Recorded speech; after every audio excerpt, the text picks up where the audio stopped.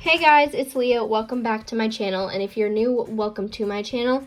In today's video, I'm going to be showing you guys 4 weekly spread layouts I think would work great for school and everyday life. 3 I've used before. The last one is something I'm going to be using a lot for online school. And so that is kind of what this video encompasses. If you like this type of content and me showing you guys spreads, make sure to give this video a big thumbs up, subscribe down below, and also turn on those post notifications so you get notified every time I post a video. And with that, let's get into these spreads. Also, go follow my Instagram at Bujo by Leah.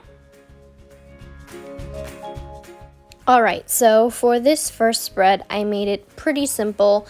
It's basically just 7 boxes, 1 box for every single day of the week. And I like this spread for weeks that are maybe a little bit more busy. You can also have an events bar at the top or do whatever you want. And since there's actually quite a bit of planning space, it works well for school. I've used this spread a lot in the last year just because I felt like it gave me the perfect amount of space. And it's super easy to draw. All you really need to do is have 10 minutes of your time. I think this spread honestly took me like 7 minutes to do. And I did do it pretty basic and simple, but you can of course incorporate your theme or whatever you want into it. I basically just wrote a header at the top of the days of the week and then surrounded the box that I can write in with this green marker. All the markers, except for a few, are Crayola Super Tips, if you're wondering. The other thing is, since there's an 8th space, you can add whatever you want over there. I just put a little quote and then a very important to-do list on the side. But you can put your mood tracker, your grades, whatever you need for school on that side.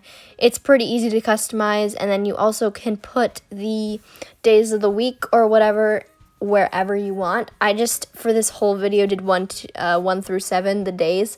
So that's what I did. So get done section was there, but you can change that up. This second spread is a more long and skinny spread.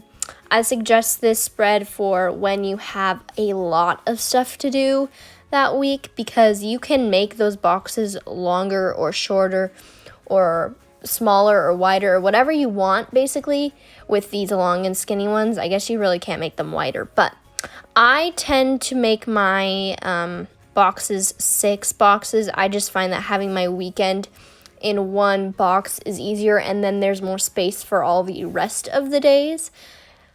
But you can, of course, do 4 boxes across so you can have each day of the week and then maybe another space for more personal things or more homework or whatever you want to use it for. I have also used this spread a lot for when I want a lot of stuff on the bottom or tops of my spreads. That can be doodles or different boxes or pretty much whatever you want. Again, I made these spreads very customizable for the person who's using them.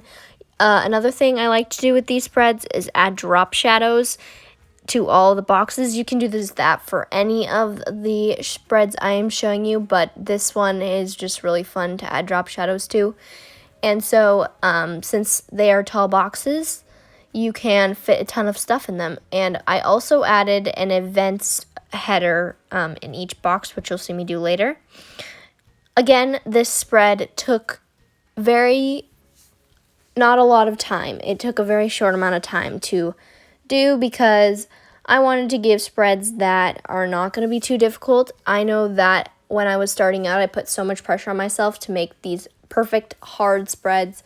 And honestly, a weekly spread should just serve your purposes that you want. So pretty self-explanatory. For me, it's especially just having a lot of space for all of the tasks and homework I have to get done during the school year. Of course, you can use it for whatever you want. On the bottom, I added homework to prioritize that box, which I would totally use. I made it a little bit bigger so that you could have all the periods that you have. I have 6, so then each one should have a certain amount of space.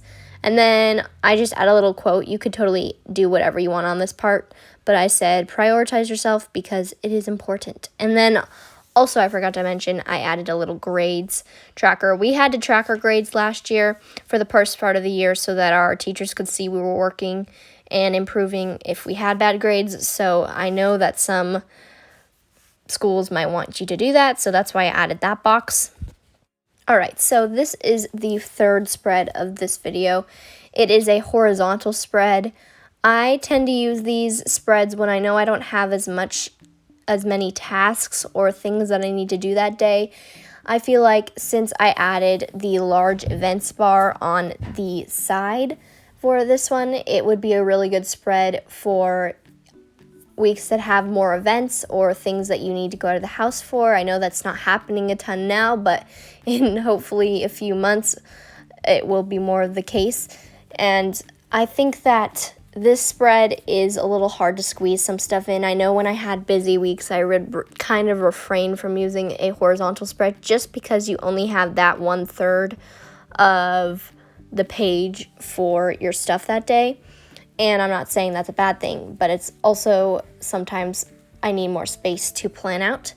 But I also added for this spread big numbers. You can really add quite a few doodles on a lot of these spreads, but I feel like this spread is the one out of all. Maybe the last one's a little less, but this one definitely you can't add as many doodles unless you're doing it for the numbers or colors or whatever you want to do. But this is another one that I use a lot, and I think it's really helpful for beginners. The last spread is a spread that I'm really excited about because I am going to be doing online learning, and I think that this could be a really good format. Basically, the idea of this spread is that you have all the days of the week on the top and all of your class periods going down the sides with a box for each day of the week for each period. I hope that made sense. It kind of is like a big calendar, but you can use it for your week. And what I like about this spread is that you have quite a bit of planning space for each day for each class. I have 6 classes. Some people have 7. Some people probably even have 8. But for me, 6 is what I have. I just divided the pages into the sections. Now, for me, my sections were 6 spaces down and 8 across, but that was just my dimensions on my bullet journal with I think 4 spaces to the side that you don't need to have. And I think I would have moved over a few more spaces because I didn't like how there was the big space in the middle for Wednesdays.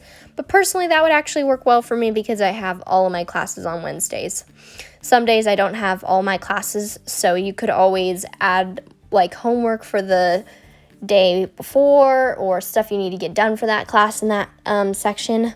But overall, this is just a really easy way to organize all of your information and your tasks for all of your classes. I just added all of the headers on the top and the side of this spread, and I'm really excited to use this format of spread this year. I think that since it's all going to be a new experience with the online learning, it'll be helpful to try out some new things. Let me know down below in the comments if you want to see more spreads that I might be using for online learning or different school spreads that maybe you want to see me try. I would love to do that for you guys. And yeah, I also added the side ones on the side for the classes with the period.